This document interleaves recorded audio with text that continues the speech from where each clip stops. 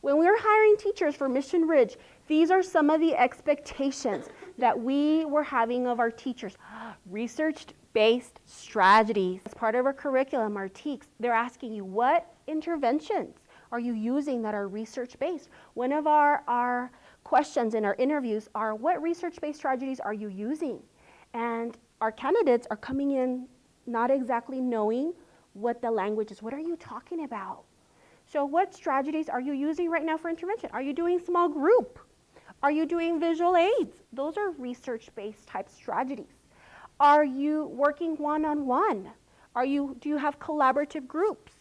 Those are research type strategies that we're very familiar with, but what interventions, what things do you do in your classroom right now that are supported? Are you doing guided reading? Are you doing balanced literacy? Are you following the guided math model? Those are research-based type strategies. Things that you're doing already, but you need to connect it to the vocabulary. That way when they ask you, you know, oh, that's what they're talking about, okay? Data, talking about data. Everything we do is driven by data. Every decision that is made in the classroom is driven by data. How are you using data to make those decisions? In your internship, what experiences do you have with data? If you come in and I ask you a question, tell me about how do you make decisions? Well, I read reports, I read TPRI, I look at data analysis, I look at the test grades. When I give a test, how did my kids perform? I take my kids who score low and I provide one-on-one help, I provide intervention, I provide tutoring, and I move those kids forward. Okay? And staff development is ongoing. One of the things that you all are bringing to the table is that you are going to be, this generation of teachers, you're going to be the most trained, or this is what we're looking for, the most trained technology, social media. You're going to be coming in the most trained with the current and most recent teacher development. Teacher development happens across your career. For the teacher who is no longer growing, that means that our kids are not growing either. They're stagnant.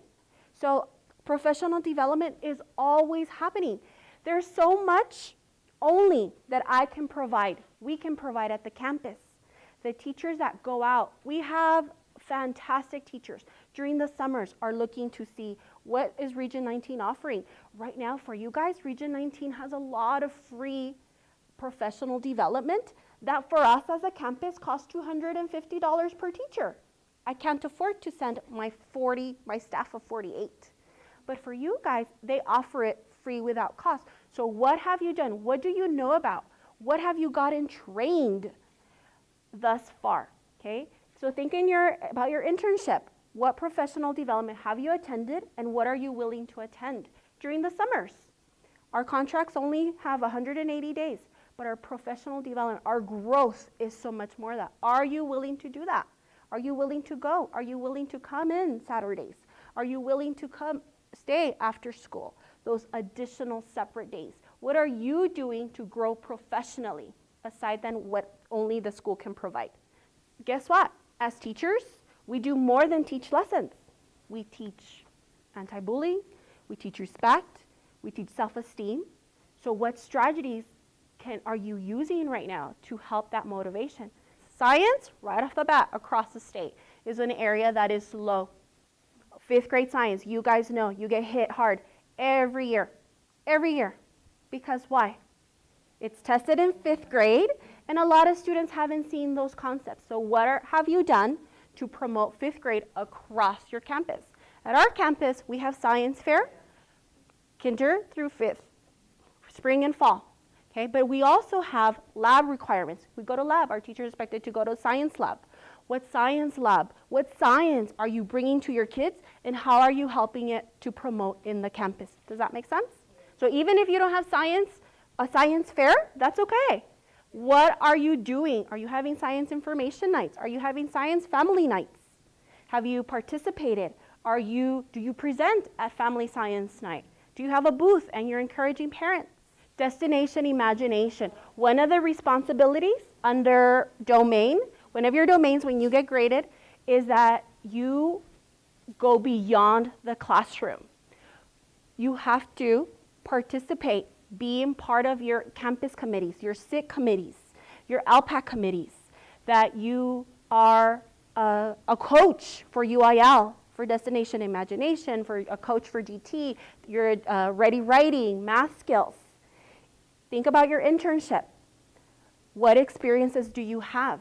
Are you willing to be a coach? Are you willing to have those family literacy nights or those family science nights? Are you willing to help? What do you have coming in?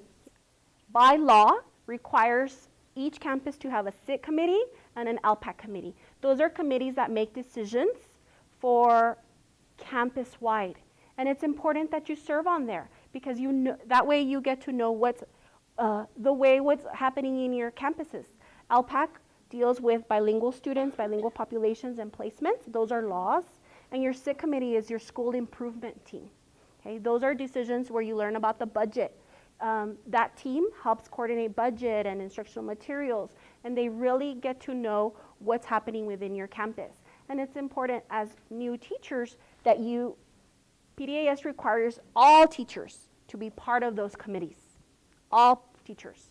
And so it's important since the very beginning that you're aware that all teachers are required to be part of those committees, especially the SIT and the LPAC. Okay? Your safety committee, your attendance committee.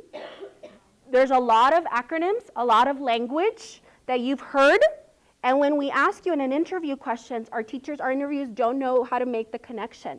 And it doesn't matter, it no longer matters. If you're a bilingual teacher, if you're a SPED teacher, we all have to know that language. For example, you said the early exit. What's the program that the campus you're applying for is following? What's the bilingual program that they're following? In the fall, we had very strong teachers who were very strong in dual language, very strong in dual language. Right off, the first thing that they said is that I'm a dual language teacher, I'm going to be teaching the Spanish component.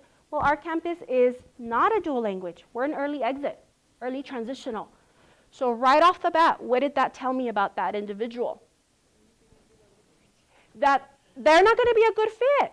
They're not going to be a good fit. They're not going to be a good fit for our campus. That person might be a fantastic fit somewhere else, but for our campus, they're not going to be a good fit. So be thinking about, are you willing to negotiate that?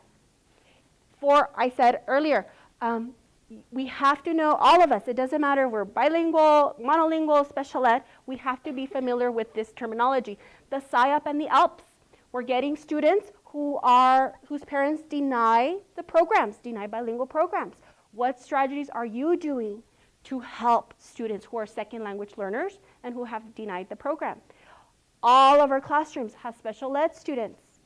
What strategies? Special ed is a huge area right now. What strategies, what experiences do you have working with those at-risk populations? Think of your internship.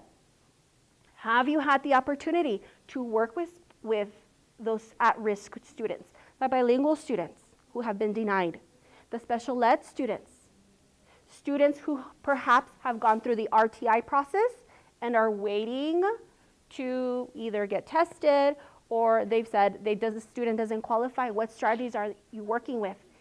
We're looking for the teachers who have some experience, who have some knowledge with that, okay? Anything else that surprised you that you have questions about?